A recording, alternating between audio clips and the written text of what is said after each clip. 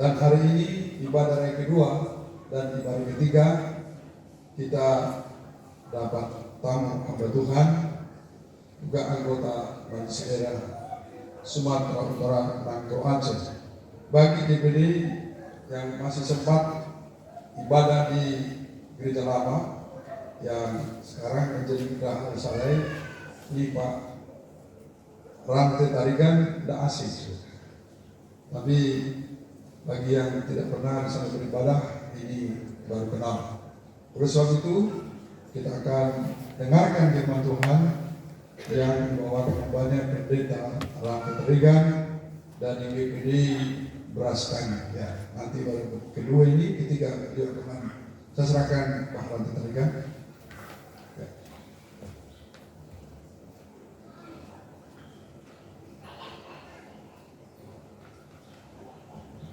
Shalom Bapak Ibu semua. Joshua, Horas, Yahoo, Juan. Apa lagi ya? Ya, senang sekali Bapak Ibu ya bisa bersama-sama beribadah bersama di Pangkalan Kerinci ini, saudaraku. Walaupun sudah lama tidak ke sini, tetapi sebenarnya kalau lewat-lewat sering ya, saudaraku, beberapa kali karena Bapak Gembala kita ya sering kasih tugas ke saya gitu kan. Seperti tahun yang lalu Bapak Gembala bilang, Pak Tarigan ke sekolah kita dulu pelayanan. Siap Om, saya bilang ya, karena memang beliau ini boleh dikata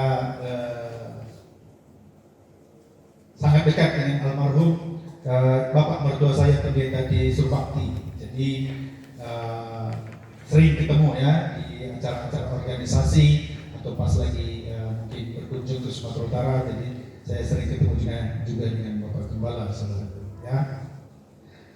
Tadi saya sudah diperkenalkan, sebetulnya tidak terlalu penting saudara ya. Nama saya Pendeta Rantai Tarigan. Saya melayani di Prestagi, membantu pelayanan ibu mertua saya, Ibu Surbakti, dan kebetulan saya juga dipercaya di Majelis Daerah Sumatera Utara. Dan bersyukur hari ini bisa bertemu, dan ya kita sudah mau masuk Desember ya, jadi tidak salah juga. Selamat Hari Natal ya, saudaraku. Sangat senang kalau kita masuk bulan Desember karena ada sukacita Natal ya di bulan Desember ini.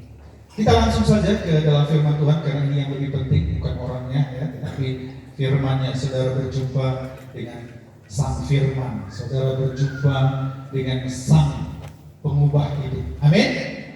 Tema hari ini Natal, perjumpaan yang mengubahkan, saudaraku ya. Karena begitu banyak orang lewat bulan Desember tetapi tidak berubah apa-apa. Ya, yang berubah hanya bajunya saja, baru, sepatu baru ya. Tidak salah saudaraku, karena Desember juga biasa bagi-bagi THR ya kan. Jadi ada uang tambahan beli sepatu, beli baju. Tetapi saudaraku, Natal sesungguhnya adalah kedatangan Tuhan untuk mengubahkan hidup kita, siapapun kita. Mari kita buka di dalam Lukas pasal 1 ayat 28 mulai. Saya akan bacakan Bapak Ibu, Lukas pasal 1 ayat 28. Ketika malaikat itu masuk ke rumah Maria, ia berkata, "Salam, hai engkau yang dikaruniai, Tuhan menyertai engkau." Maria terkejut mendengar perkataan itu, lalu bertanya dalam hatinya, "Apakah arti salam itu?" Kata malaikat itu kepadanya, "Jangan takut, hai Maria, sebab engkau beroleh kasih karunia di hadapan Allah. Sesungguhnya engkau akan mengandung dan melahirkan seorang anak laki-laki, dan hendaklah engkau menamai dia Yesus. Ia akan menjadi besar dan disebut Anak Allah yang Maha Tinggi, dan Tuhan Allah akan mengaruniakan kepadanya tahta Daud bapa leluhurnya. Ia akan menjadi raja atas kaum Yakub sampai selama-lamanya, dan kerajaannya tidak akan berkesudahan." Kata Maria kepada malaikat itu, "Bagaimana hal itu mungkin terjadi, karena aku belum bersuami?" Jawab malaikat itu kepadanya, "Roh Kudus akan turun atasmu, dan kuasa Allah yang Maha Tinggi akan menaungi engkau. Sebab itu anak yang engkau lahirkan itu akan disebut kudus, anak Allah.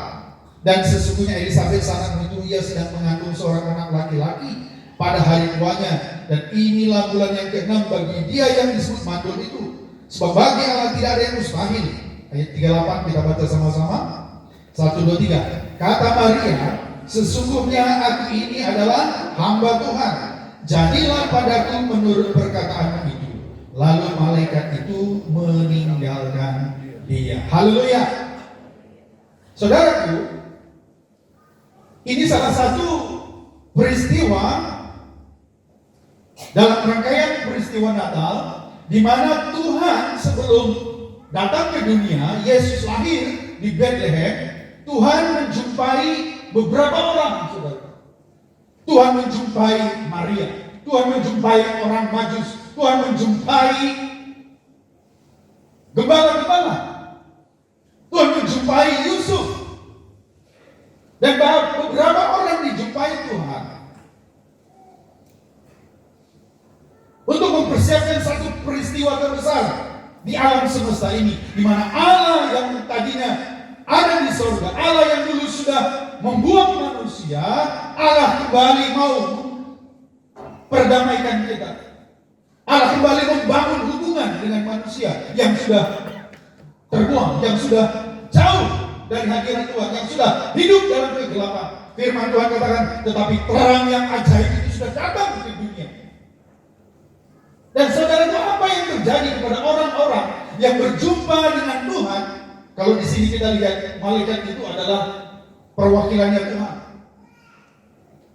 Ketika Tuhan, malaikat Tuhan itu menjumpai Maria, saudaraku, dan orang-orang itu, yang pertama, perjumpaan itu mengubahkan hidup mereka. Haleluya. Katakan, perjumpaan mengubahkan hidup saya. Saudara, ada banyak orang berkata, saya sudah ketemu Yesus, saya sudah jadi orang Kristen, saya sudah percaya Yesus, tapi hidupnya tidak berubah. Maka saya pasti katakan, dia belum berjumpa dengan Yesus. Kalau tadi saya cerita sama saudara, saya bilang, Bapak Ibu jemaat El Sadai, kemarin malam saya datang dari Pekanbaru naik pesawat, dan di tengah jalan saya ditabrak, mobil yang dibawa ditabrak oleh truk minyak yang 20 ton, dan mobil kami hancur. Kira-kira saudara percaya atau tidak? Halo? Saudara percaya nggak melihat saya di sini segar bugar, nggak ada sedikit pun lecet, tapi saya bilang kemarin mobil kami ditabrak hancur, rata oleh mobil truk ini. Orang mulai bingung. Masa itu Pak Pendeta itu masih segar bisa khotbah? Harusnya sudah di rumah sakit atau paling enggak sudah di kuburan. Sekarang saya mau tanya sama saudara, kalau saudara saja tidak percaya kalau saya ditabrak oleh mobil 20 ton masih sehat-sehat segar bugar, sekarang saya tanya, mana lebih besar, mobil truk yang 20 ton atau Tuhan Yesus? Mana lebih besar? Mana lebih hebat kuasanya? Yesus, saudara. Kalau orang yang sudah berjumpa dengan Yesus, hidupnya pasti berubah. Haleluya.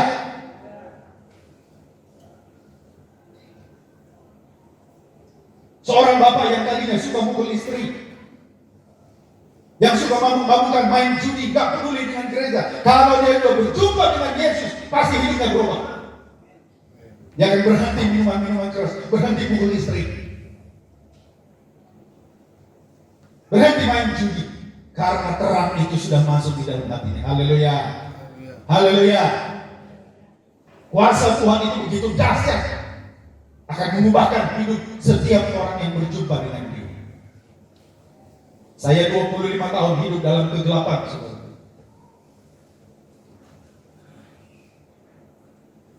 Sebelum mengenal Tuhan Yesus, saya terikat dengan dosa-dosa. Tapi begitu bulan Januari tahun 98 saya berjumpa dengan Yesus di kamar pribadi saya, hidup saya berubah. Saya berhenti melakukan dosa itu, karena terang yang ajaib itu sudah masuk di dalam hati saya. Haleluya. Orang yang tadinya hidup untuk dirinya sendiri, hidup di dalam dosa, kalau dia berjumpa dengan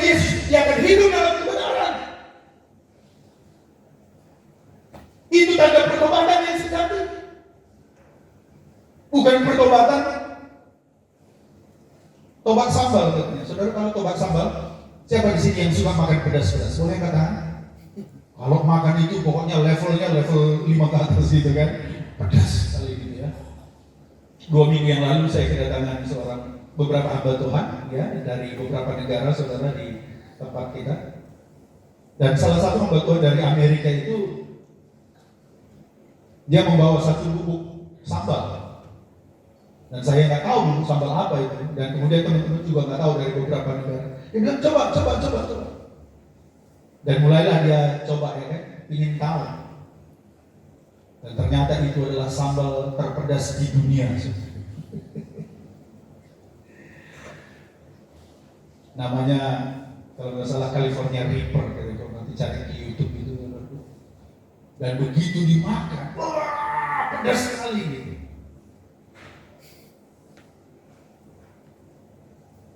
Orang yang biasanya kalau hanya tobat gara-gara makan sambal, biasanya umpamanya dia makan sambal banyak-banyak, terus ya kan jadi sakit perut, dia kan, terus dia bilang, aku udah tobat, gak mau lagi aku makan sambal. Tapi minggu depan udah sembuh sakit perutnya, dia akan makan sambal lagi, ya kan?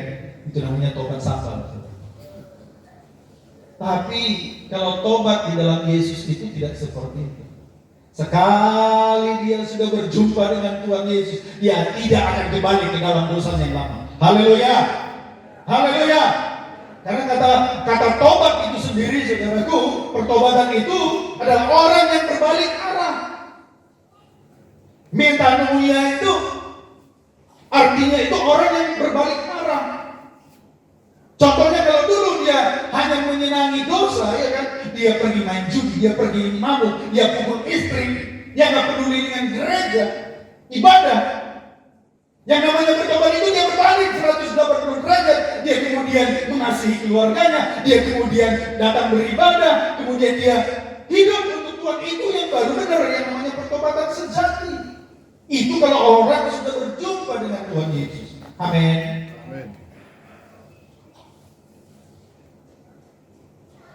Contoh di Alkitab ada beberapa. Salah satunya wanita Samaria. Pernah dengar cerita wanita Samaria? Buru apa itu ya? Kita anggap aja lah buru tarikan ya, supaya karena saya tarikan ini nanti kalau saya bilang buru tabaran semua juta, aku nanti kan si ini buru tarikan ini dia tinggal di satu kampung. Dia sudah 5 kali kawin. Dan sekarang dia tinggal sama laki-laki yang bukan suaminya. Kalau begitulah tinggal di dekat gang kita, gimana lah kita ini? Gimana lah kita melihat wanita ini? Halo? Wanita macam apa itu? 5 kali kami. Sekarang tinggal sama laki-laki. Makanya dia datang jam 12 siang, ambil air. Kenapa? Karena dia malu sama orang kampung. Mana ada orang datang jam 12 siang ke sumur? Orang ke sumur kalau di kampung kami sana, saudara, di Susuk sana ya kan? Saya pelayan di desa Susuk. Saudara mungkin belum pernah dengar nama desa Susuk. Orang biasa ke tempat air itu ya pagi-pagi, kalau enggak sore, ya kan? Ini dia siang-siang, sengaja supaya gak ada orang. Karena dia sudah malu, kemana-mana orang kuncingin, kemana-mana orang ngomong tentang dia. Yang itu, itu wanita jalan, wanita awas kau suamimu. Hati suami kita, hati-hati nanti diambil sama dia kan? Hidupnya dalam dosa, hidupnya penuh dengan rasa malu, jadi sampah masyarakat. Tapi begitu dia berjumpa dengan Tuhan Yesus di sumur itu, hidupnya berubah 180 derajat. Pertanyaan saya, apakah engkau sudah berubah ketika engkau berjumpa dengan Tuhan Yesus? Jangan hanya datang ke gereja, jangan jadi anggota jemaat, tapi hidupmu tak mengalami yang namanya perubahan. Suami masih suka pukul istri, masih suka korupsi, masih suka hidup dalam dosa, diam-diam masih selingkuh. Hari Minggu datang ke gereja, Senin sampai Sabtu masih juga main dosa di luar sana. Itu namanya KTP. Apa KTP? Apa KTP? Tanya kiri kanan, punya KTP bilang. Saudara tahu apa KTP? Kristen tanpa pertobatan. Dengar saudara. gereja tidak mengubah hidupmu.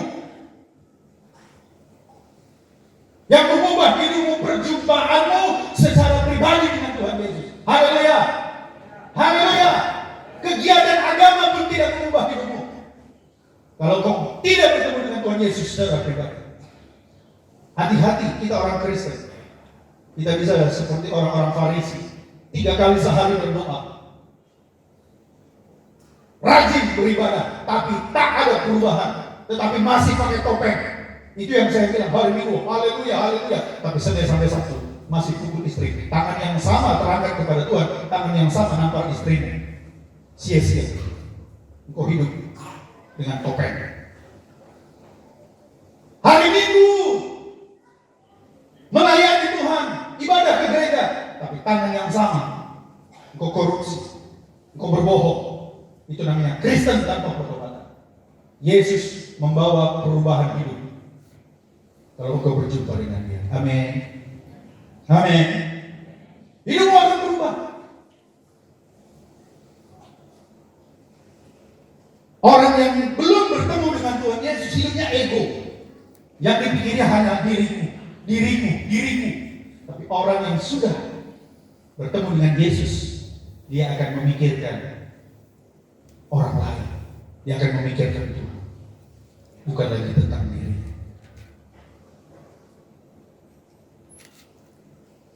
Matius pasal 1 ayat 21 berkata, ia akan melahirkan anak laki-laki dan engkau akan menamakan dia Yesus, karena dialah yang akan menyelamatkan umatnya dari dosa mereka. Saudara tahu nama Yesus itu artinya apa? Apa arti nama Yesus? Ini firman Tuhan katakan, dialah yang akan menyelamatkan umatnya dari dosa mereka. Artinya kalau Yesus itu, dialah yang sanggup melepaskan kita dari dosa-dosa kita. Kita tidak bisa melepaskan dosa kita sendiri. Saya hampir 15 tahun berjuang untuk meninggalkan dosa saya. Dosa di dalam hal-hal yang menjijikkan itu. Tidak bisa. Saya nangis, saya berdoa, saya pergi gereja, nggak lepas. Karena memang kita tidak bisa melepaskan diri kita dari dosa kita. Itu sebabnya kita perlu Yesus. Itu sebabnya yang kita perlukan hanya iman. Waktu kita mendengar firman Tuhan, waktu hati kita tergerak oleh Roh Kudus, kemudian kita mendengar firman Tuhan, kemudian kita membuka hati kita terima dengan iman. Itulah perjumpaan dengan Yesus, dan itu yang akan mengubah engkau, itu yang akan menyelamatkan, melepaskan engkau dari dosa-dosamu. Kalau ada di antara saudara datang ke tempat ini masih terbiasa dengan dosa yang tadi saya sebutkan, saudara perlu berjumpa dengan Yesus secara pribadi. Oh, mungkin saudara bilang, oh Pak Pendeta, saya belum pernah melakukan dosa-dosa yang besar. Tapi saya yakin melihat muka-muka saudara, kayaknya saudara pernah membunuh manusia. Bilang kiri kanan, kayaknya kamu pernah bunuh satu orang. Bilang. Hah? Menurut saudara, saudara pernah membunuh orang? Coba tanya dulu kiri kanan, kamu pernah nggak bunuh satu orang? Bilang. Kayaknya pernah. Ya? Coba kita buka di dalam 1 Yohanes 3 ayat 15. Sepertinya kita ini semua kalau saya lihat pernah membunuh orangnya, tapi nggak tahu ya, mungkin saja saya salah ya. Tapi coba kita baca ini saudara, karena saya sudah pernah membunuh beberapa orang. 1 Yohanes 3 ayat 15. Karena saya di sini banyak orang Batak ya, orang Karo, Batak ya kan. Kayaknya ini kita pernah membunuh orang semuanya. Kita baca 1 Yohanes 3 ayat 15, 1, 2, 3. Setiap orang yang membenci saudaranya adalah seorang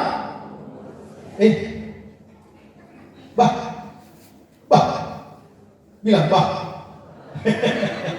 bilang kiri kanan, baru tahu aku rupanya kau pembunuhnya. Setiap orang, siapapun yang membenci saudaranya adalah seorang, bukan saya yang bilang ya, maaf kan saudara bilang pendeta tari yang bilang, ini firman Tuhan. Dan kamu tahu bahwa tidak ada seorang pembunuh yang tetap memiliki hidup yang kekal dalam dirinya. Dengar, abang, inang, gitu, dengar. Masih ada yang kau benci satu orang dalam hidupmu?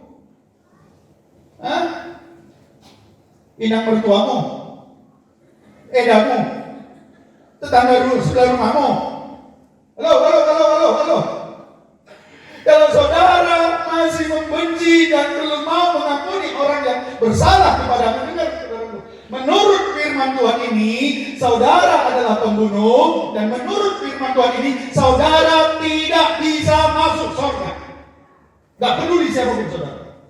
Mau saudara kenal sintua di sini, sintua di sana, ya saudara majelis, saudara pendeta, siapapun.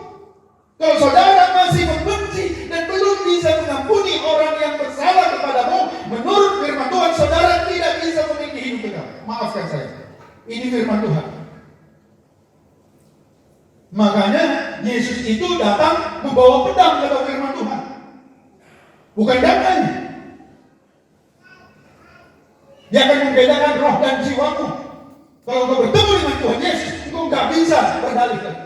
Kalau engkau masih membenci seseorang, engkau adalah pembunuh, kata firman Tuhan.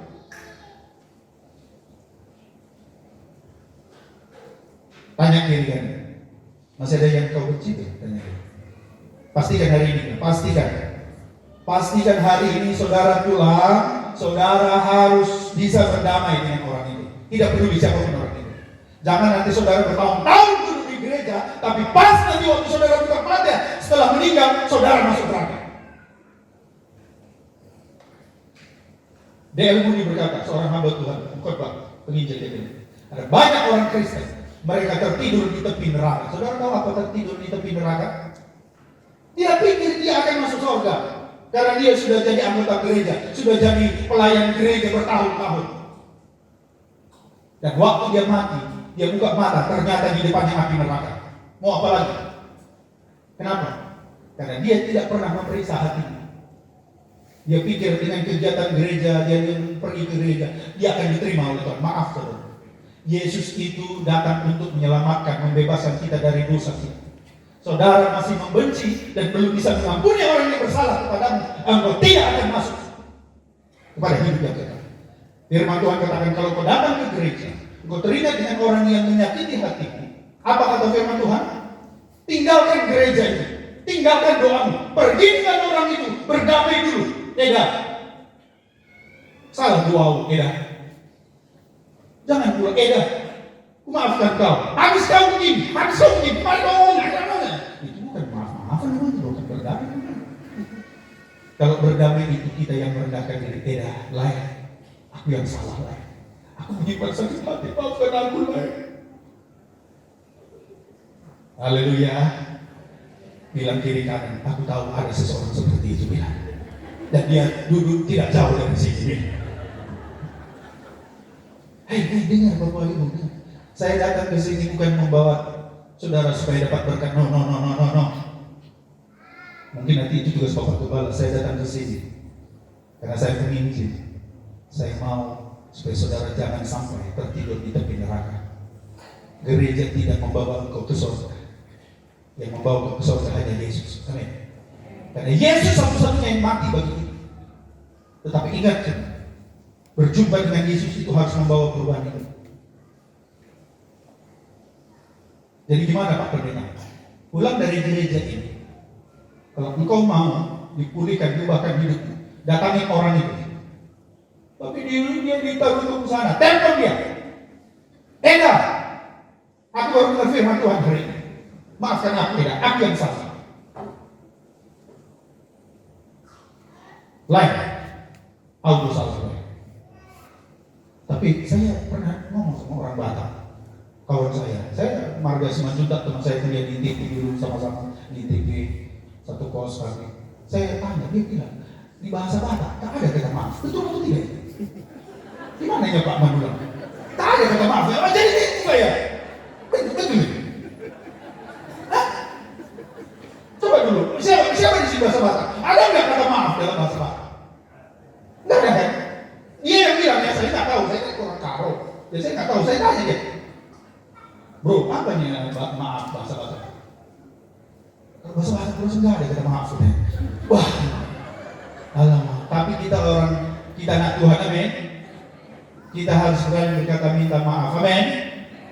Bukan siapa yang salah, siapa yang benar. Kita anak Tuhan udah berjuang berjumpa dengan Yesus, kita harus berubah. Amin. Amin.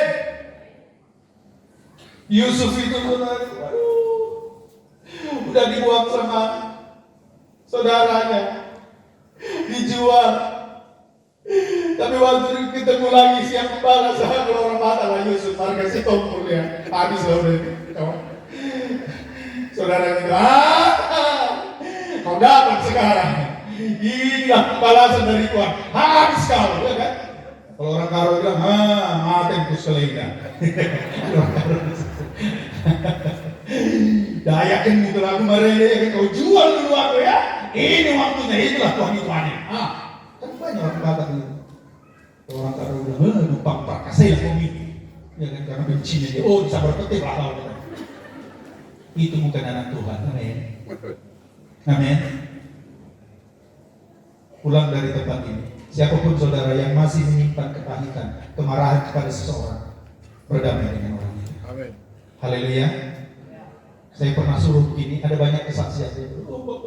Luar biasa. Istri-istri, kalau saya panggil istri-istri, nggak boleh gitu ya. Istri-istri.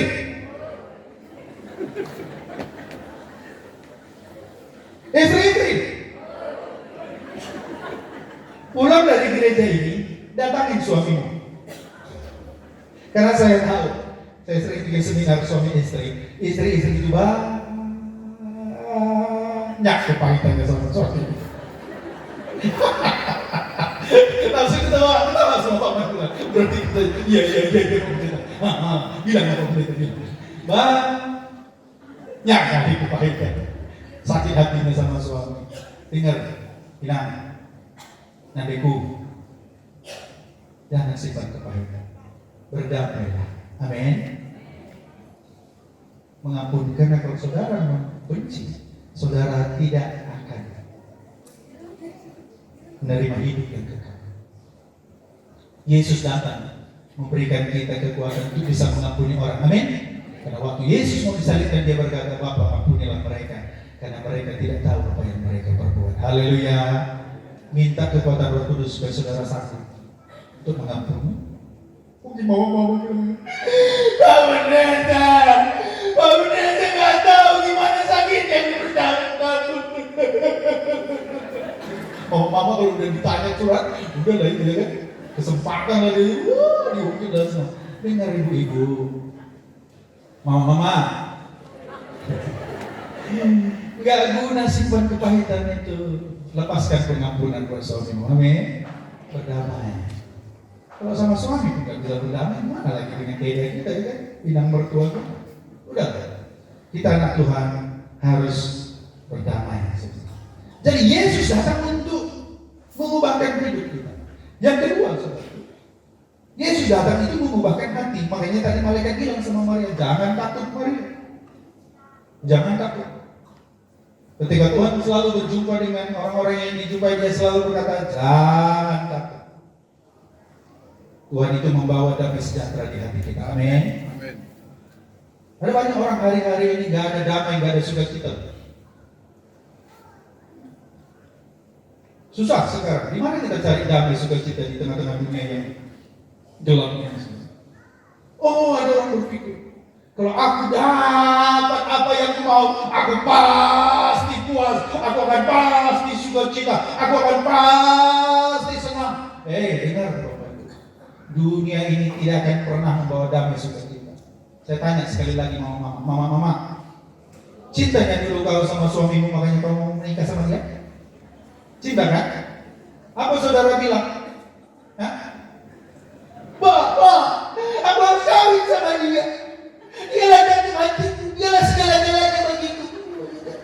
Pokoknya kalau aku gak jadi sama dia, bunuh diri aja. Pokoknya gak bisa dipisah lagi dia kan. Begitu menikah, sekarang coba, siapa yang menjadi sumber masalah saudara terbesar? Mama. Dia juga. Makanya manusia tidak bisa memberikan sukacita yang sejati. Gak bisa. Hati-hati, jangan harapkan pasanganmu yang memberi kau sukacita, kepuasan dan no, gak bisa. Firman Tuhan kata, terkutuklah orang yang mengandalkan manusia. Saya banyak konseling suami istri. Karena gitu kan, terlalu banyak harapannya. Makanya ada yang belum menikah di sini. Ada ya banyak di sini yang belum menikah. Saya selalu bilang di bimbingan pranikah, kalau mau menikah, tolong jangan terlalu berharap pada pasangan. Karena kekecewaan dalam rumah tangga itu biasanya karena terlalu besar pengharapannya. Ya, nanti dia akan membuat aku bahagia, dia akan memanjakan aku. Oh, itu masih masa promosi, Mas. Iklan, namanya juga iklan. Beli 2 dapat 1, 75%, ya kan? Iklan.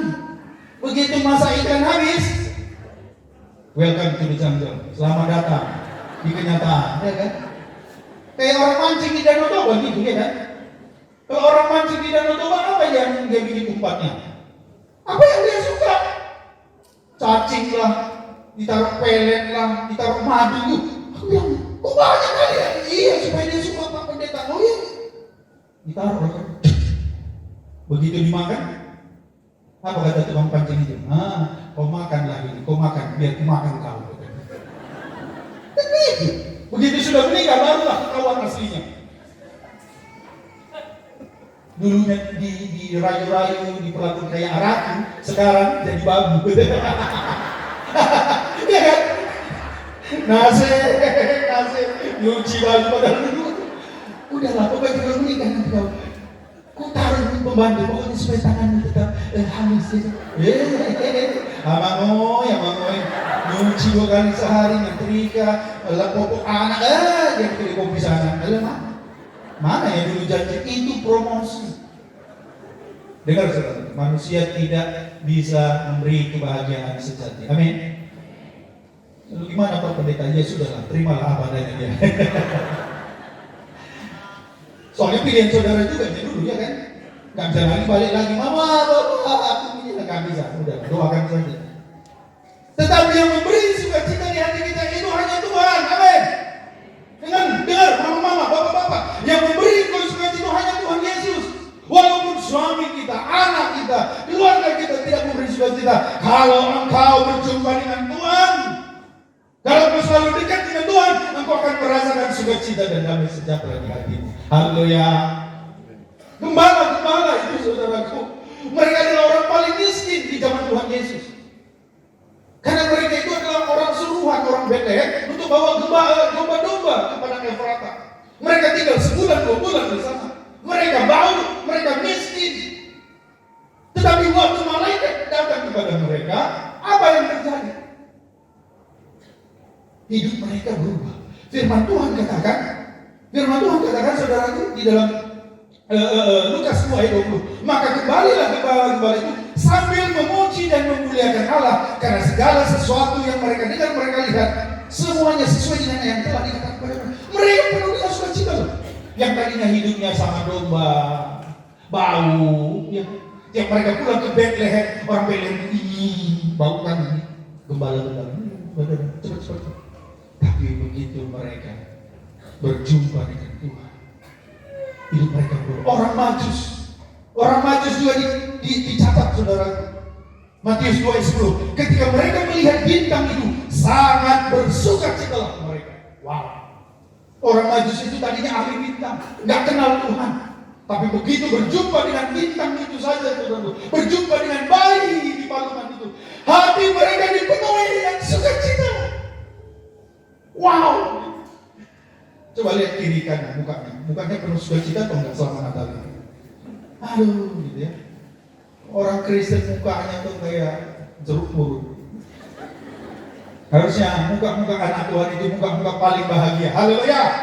Gak peduli kerjaan saudara apa, mau jadi kayak gembala atau seperti orang majus di istana. Kalau Yesus sudah datang di hatimu, ada sukacita yang sejati. Haleluya. Katakan amin.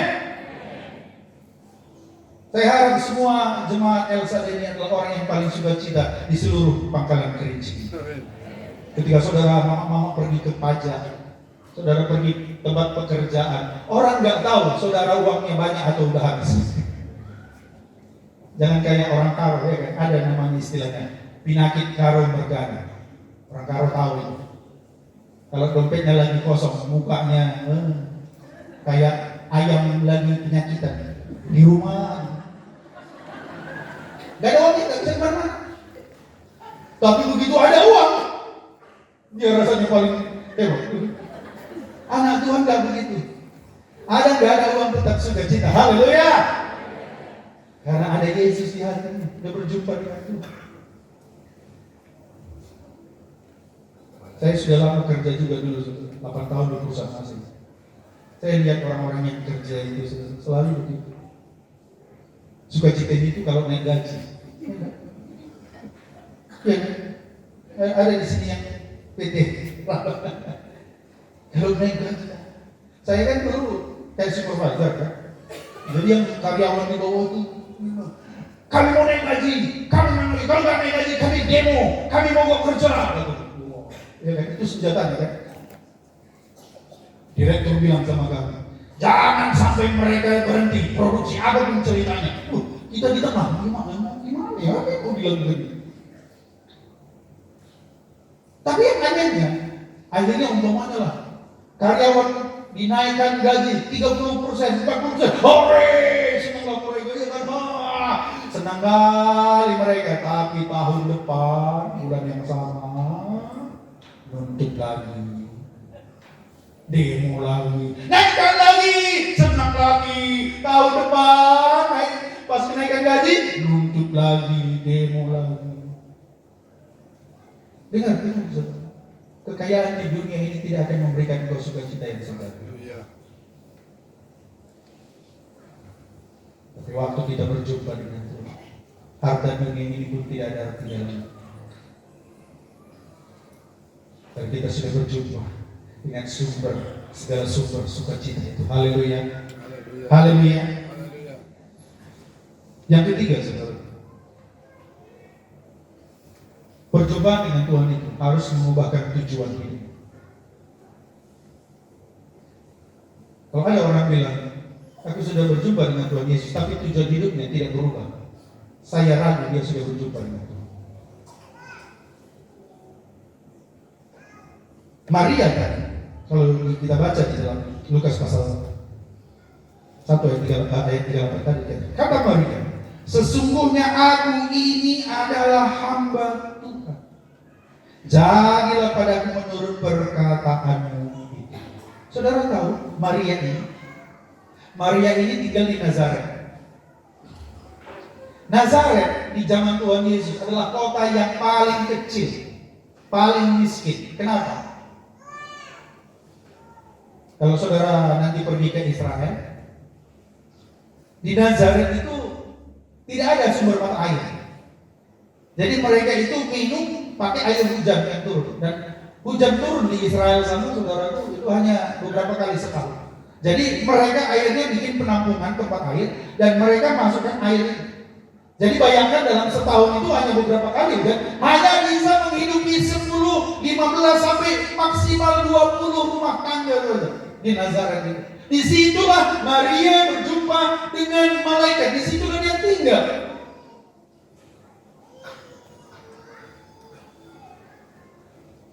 Nazaret itu miskin, makanya dia kata, apa mungkin ada sesuatu yang baik keluar dari Nazaret? Karena Nazaret itu tempat yang paling kumuh, paling jelek, miskin. Justru Tuhan memilih Maria yang masih muda, gak berpendidikan, orang miskin.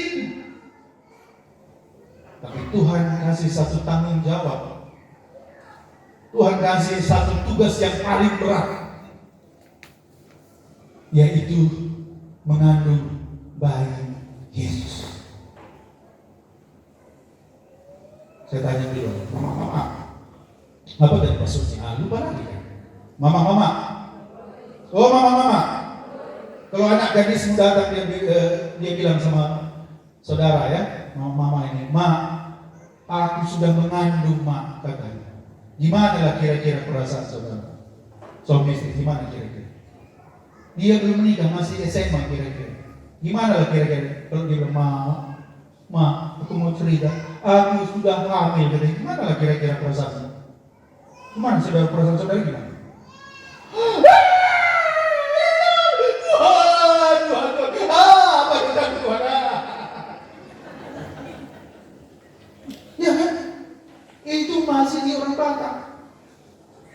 Ya akhirnya gimana pun ya udahlah. Siapa yang tinggi udah harus kawin kau sama dia kan gitu. Atau kalau nggak tahu ya udah sama Pariban gitu lah kau kawin dengan timpal dulu kawin lah. Ya. Supaya jangan malu kami keluarga ini. Keluarga besar kita malu dia kan.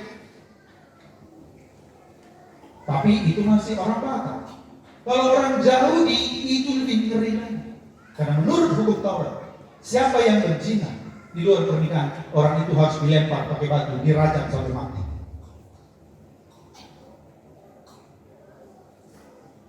Tapi Maria ketika mendapat panggilan Tuhan, pelayanan, tugas yang begitu berat, apa yang Maria tadi katakan?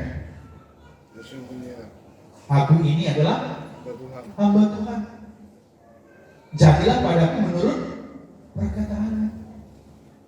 Dari anak gadis yang tidak dianggap, padahal begitu jutaan anak gadis hidup di zaman dulu, tapi Tuhan pilih Maria karena Maria punya hati siap untuk melayani Tuhan.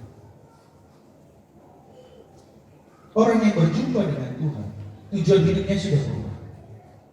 Tujuan hidupnya sekarang memuliakan Tuhan, melakukan kehendak Tuhan. Tidak ada yang lain. Tujuan utamanya hanya itu. Tidak ada yang lain. Kalaupun ada yang lain-lain, itu hanya tambahan-tambahan untuk memuliakan nama Tuhan. Saya bisa kerja, saya bisa ke pajak, saya bisa jadi petani, saya kerja di pabrik, nggak masalah. Tetapi tujuan saya melayani Tuhan.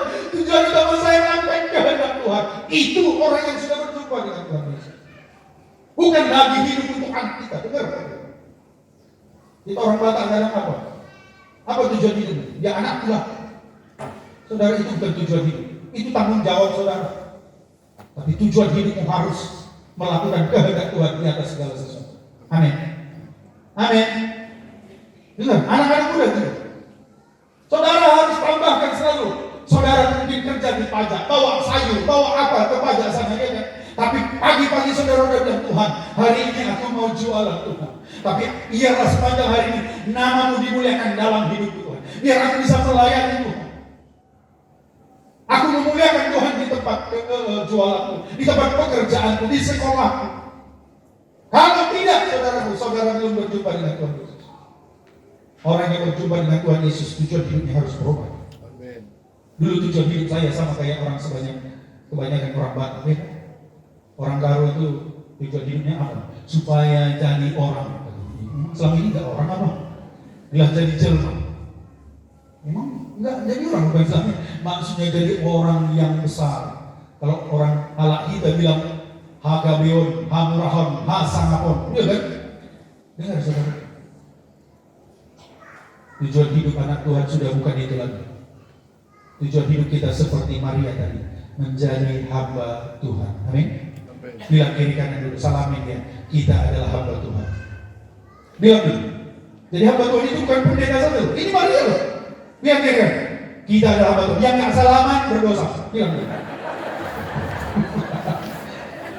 Kalau pendeta bilang, kuat. Jangan dengar-dengaran itu lebih baik. Amin. Nah sekarang saya suruh salamin dulu dia. Selamat, kita adalah hamba Tuhan. Bilang dulu. Yang nggak bikin saya suruh maju ke depan. Salamin dulu. Ayo dulu. Selamat, kita adalah hamba Tuhan. Suami istri pun ya, kita hamba Tuhan. Jangan saudara pikir hamba Tuhan hanya kami. Ya. Kita semua ini adalah hamba Tuhan. Amin. Nggak kuat pun suara. Naikkan kuncinya kata Om Turbati. Kita semua adalah hamba Tuhan. Amin. Sekali lagi, kita semua adalah hamba Tuhan. Amin. Haleluya. Kita ini hamba Tuhan. Kita sudah ditebus oleh darah Yesus. Kita diselamatkan oleh Tuhan Yesus. Kita ini hamba. Jadilah menurut perkataanmu pada Tuhan. Aku hidup bukannya aku lagi kata Paulus, tapi Yesus yang hidup di dalamku. Anak-anak muda, saudara boleh mau jadi dokter boleh, tapi jadi dokter yang memuliakan nama Tuhan. Amin. Melayani Tuhan. Anak saya tahun ini masuk di universitas. Tapi dari kecil selalu saya bilang, kalian mau jadi apa? Aku mau jadi profesor. Oke. Tapi memuliakan Tuhan ya, melayani Tuhan. Siapa? Waktu dia kelas 2-3 SMA saya tanya, kalian mau masuk jurusan apa? Saya mau masuk jadi Saya mau jadi arsitek. Puji Tuhan.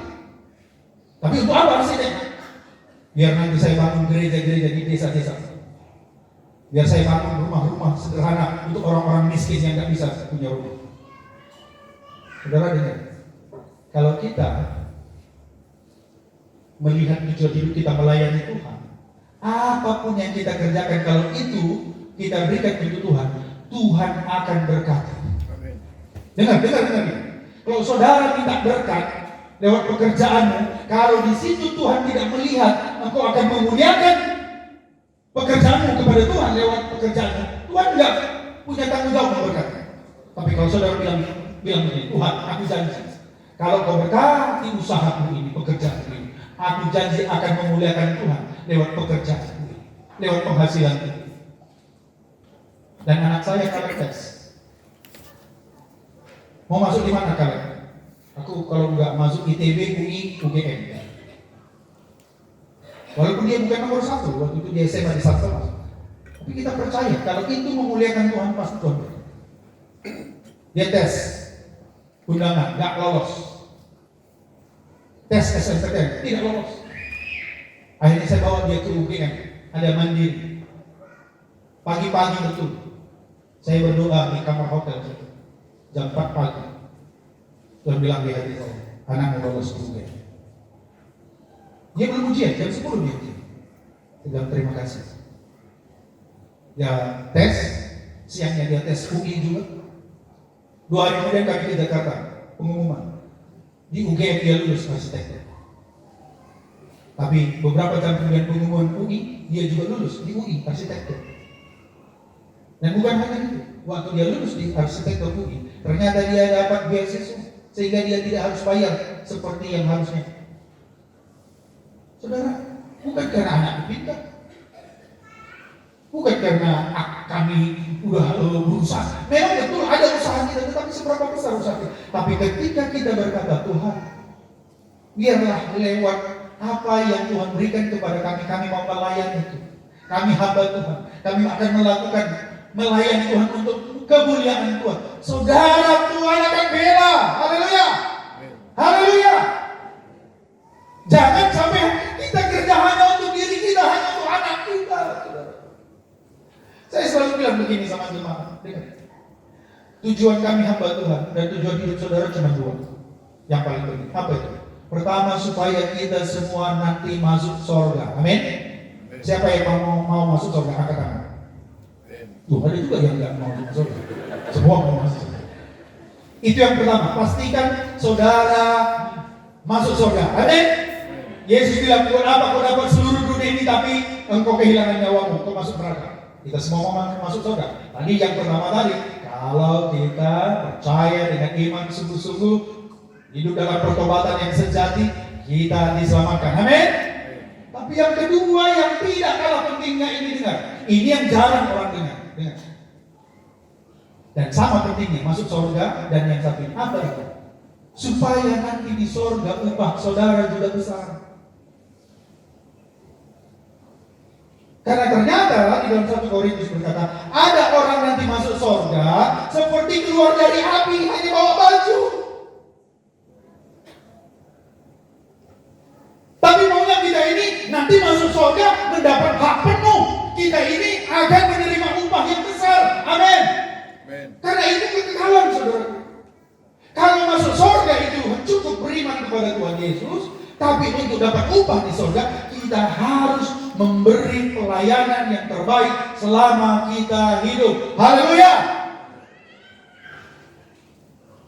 Jadi lakukan apa saja untuk kita nanti menerima upah di surga ini. Jadi hamba Tuhan, lakukan apa yang terbaik untuk Tuhan. Jangan tanggung-tanggung. Saya bilang sama jemaat ini, saudara harus lebih kaya di surga daripada di muka bumi. Jangan terbalik ya, hati-hati. Akan ada banyak orang nanti begini. Waktu dia mati, pertama kali dia buka mata, terus dia bilang begini, ini bahasa Jermannya, Andiko. Bahasa Jerman ini. Bahasa Karo, Andiko. Apalah bahasa-bahasa itu? Jadi kira-kira apa ya Pak? Andiko. Maksudnya kira-kira ada tulisan alamak pada bahasa Medan. Kenapa? Karena apa yang saudara kerjakan di sini, berikan di sini, saudara, itu akan saudara terima 100 kali lipat di sana. Matius 19:29, apa upah kami kalau kami meninggalkan segala sesuatu untuk mengikut Engkau, Yesus, kata Petrus. Yesus berkata, engkau tidak kehilangan apa-apa, engkau akan menerima hidup kekal dan 100 kali lipat. Jadi apa yang saudara berikan di sini, saudara akan terima 100 kali lipat di sana. Baik pelayananmu, doamu, pemberianmu, saudara akan terima 100 kali lipat. Jangan nanti saudara di sini banyak berkat, rumahmu lantai 3, ladang sawitmu 50 hektar, tapi di sana engkau nggak punya apa-apa, rugi. Dan itu selama-lamanya. Halo? Saya mau tanya, saudara mau lebih kaya di dunia atau di surga? Sekali lagi, saya mau tanya, saudara mau lebih kaya di dunia atau di surga? Di surga dong. Walaupun di sini kita ngontrak, rumah kita kecil, tapi di surga rumahku lantai 3 pakai kolam renang. Haleluya. Oh iya dong. Bisa nggak? Bisa sekali. Ibu janda yang di dalam Tuhan Yesus itu dia nggak punya apa-apa. Dia memberi dari kekurangannya loh, saudara. Uangnya tinggal 5.000 perak. Dia datang ke gereja, dia kasih persembahan 5.000. Kebanyakan kita, saya bilang, bawa dompet di situ ada isinya 1 juta, kita kasih berapa? Ya kan 100.000. Begitu dicabut yang merah, sekali. Biru, masih terlalu besar. Cabut lagi kan, 20.000 masih bisa juga. Terakhir ke sini, oh ada 5.000, ada 2.000, oh ini yang haleluya. Tuhan melihat hati, bukan besarnya masalah. Ingat. Nanti saudara akan menyesal. Saya mau bilang hari ini, saudara harus lebih kaya di surga daripada ini. Amin. Gak apa-apa, mungkin saudara janda seperti ibu saya, tapi tiap hari dia berdoa. Ada sesuatu yang bisa dipersembahkan semangat. Gak ada yang persembahkan. Tenaganya diberi, pelayanannya diberi, hatinya diberi. Saudara, hati-hati. Berikan yang terbaik selama kita bisa hidup. Saya dulu tinggalkan pekerjaan saya. Karena saya dengan firman Tuhan Matius 19, 100 kali lipat aku berikan kepada kita. Makanya perusahaan asing saya tinggal. Rumah saya jual. Saya mau melayani itu. Sebelum kita berdoa, 2 tahun yang lalu saya sakit keras. Mertua dan istri saya sudah pasrah. Mungkin saya juga akan meninggal. Saya juga dia udah kurus, tinggal 43 kilo, hampir 23 kilo saya itu. Dan bawa rumah sakit nggak ada apa-apa.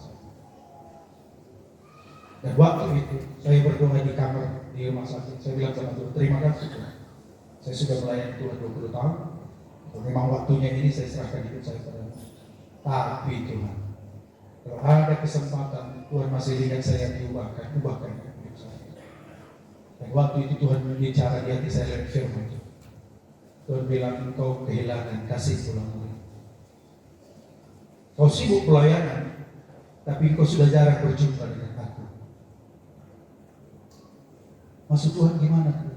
Dulu kau waktu pertama kali bertobat, kau begitu jatuh cinta suka berjumpa dengan aku, kata Tuhan. Bangun pagi-pagi penyembahan, baca firman, menyembah Tuhan. Kadang jam 4 pagi-pagi Tuhan bangun dan saya bangun, saya menyembah Tuhan. Tuhan bilang itu yang sudah hilang. Dan saya selama 4 bulan di rumah sakit, saudara, dan di rumah saya bertobat. Saya bilang, Tuhan ampuni saya. Karena saya sudah jarang berjumpa dengan Tuhan secara pribadi. Dengar, tidak cukup kita hanya pernah berjumpa dengan Yesus, kita bisa. Tapi Tuhan mau berjumpa dengan kita setiap hari. Yesus datang ke dunia untuk mengembalikan hubungan yang rusak di Taman Eden, supaya kita bisa bersekutu dengan Tuhan, bukan dengan muka seperti Musa. Banyak orang Kristen tidak lagi mengalami hadirat Tuhan. Dengar saudara, kalau saudara sudah jarang berjumpa dengan Tuhan dalam hadirat Tuhan, saudara akan kering, walaupun di dalam kering. Lalu gimana cara? Kembali kepada kasih pulang. Bangun hubungan doamu setiap pagi. Sebelum apapun yang kau pikirkan, kerjakan. Bangunlah. Jam 5 pagi, setengah 5, orang masih terlelap semua. Seperti Raja Daud, seperti rusa merindukan air. Aku mendahului para penjaga pagi. Kemudian dia berlutut bersujud di hadapan Tuhan. Dia mencari hadirat Tuhan. Sampai hadirat Tuhan itu mengalir di hatinya, memenuhi hatinya. Dia berjumpa dengan Tuhan. Dan sukacita itu muncul. Sehingga sepanjang hari itu dia akan berjalan bersama Tuhan. Ada sukacita.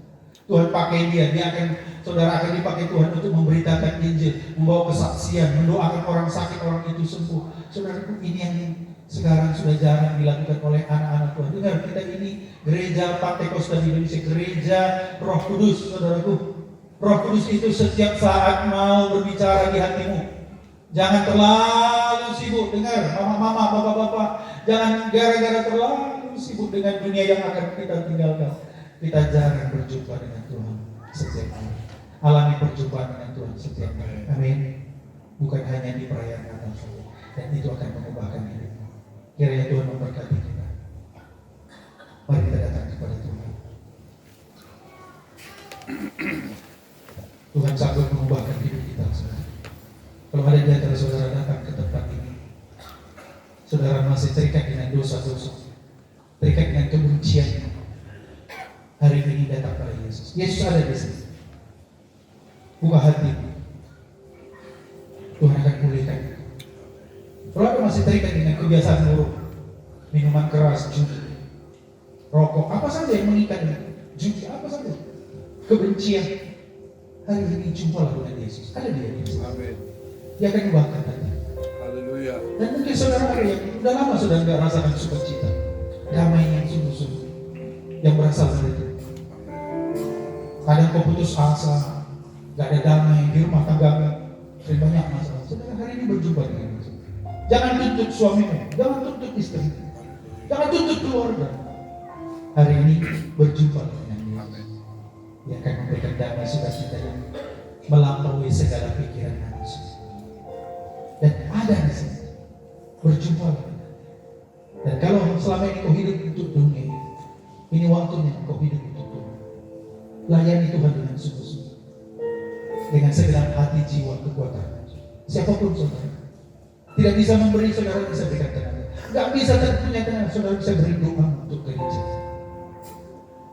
Kita katakan kepada Tuhan, Dia sanggup, Dia sanggup. Saya bilang kita bangkit berdiri, Dia sanggup memulihkan hidup kita. Siapapun kita, terima pemulihan. Ketika berjumpa, Tuhan ada di sini. Berjumpa lagi dengan kita. Haleluya.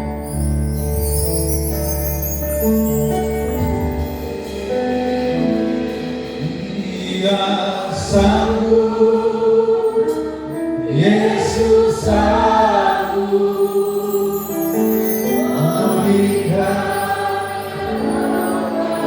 menyembuhkan yang menderita. Dia sanggup memulihkan hidup.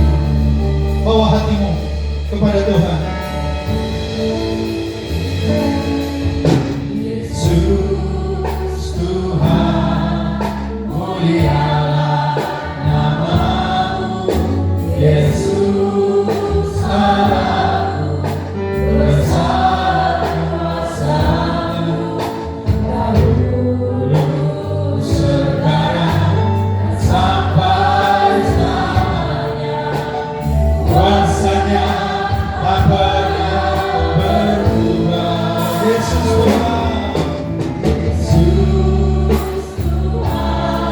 Dia yang menyelamatkan engkau dari dosa, yang melepaskan engkau dari kebiasaan dosa kita. Terimalah hidup yang baru, terimalah sukacita yang baru. Haleluya. Kuasanya berubah. Karena Dia sanggup.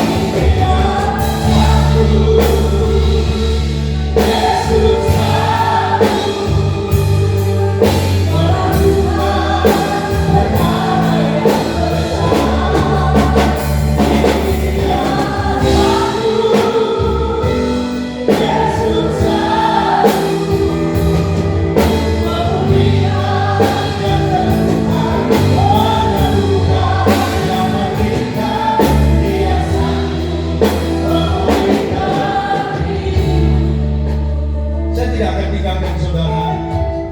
sampai menantang saudara. Saya tidak tahu saudara datang ke tempat ini, kau belum punya kepastian keselamatan dalam hidup. Kau masih tinggal dalam dosa. Kau pakai topeng. Ada sesuatu yang kau sembunyikan. Dosa yang hanya engkau dan Tuhan tahu. Dosa yang akan menghalangi engkau menerima hidup yang baru.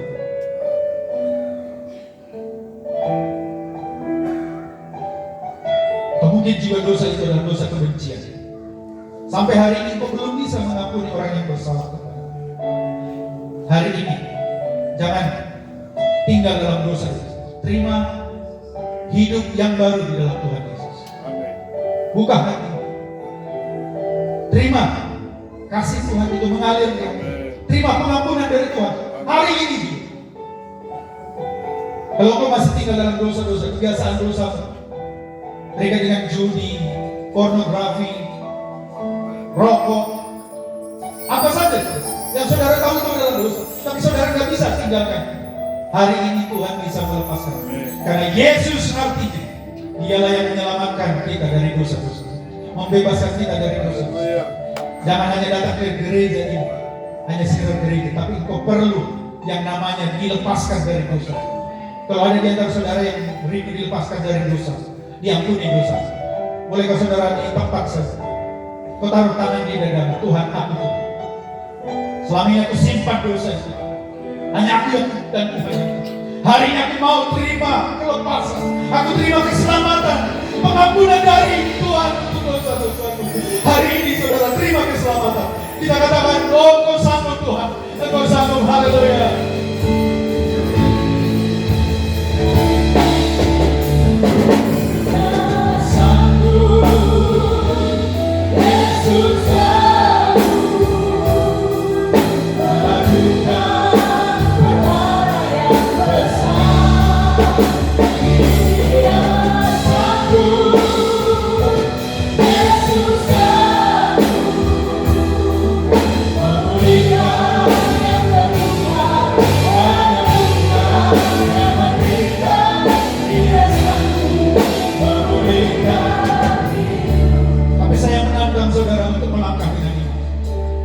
Saudara tidak malu. Saudara mau datang menerima pemulihan itu dari Tuhan. Hari ini ada Tuhan Yesus Kristus. Kalau saudara dengan iman mau berkata, Tuhan, aku mau menerima pengampunan ini.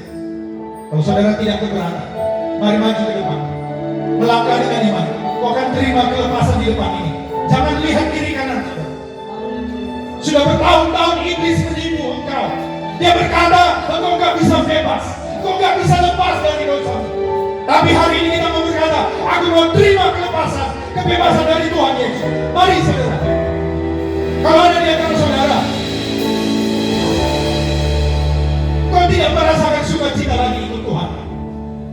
Sudah bertahun-tahun dari orang Kristen, tapi sukacita enggak ada.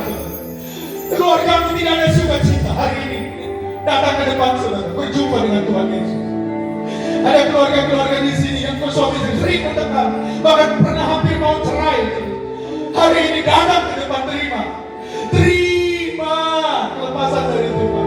Dia datang untuk menyelamatkan engkau, memberikan perubahan dalam keluargamu, hidupmu, apa saja, sukacitamu. Hari ini terima dia, buka hatimu.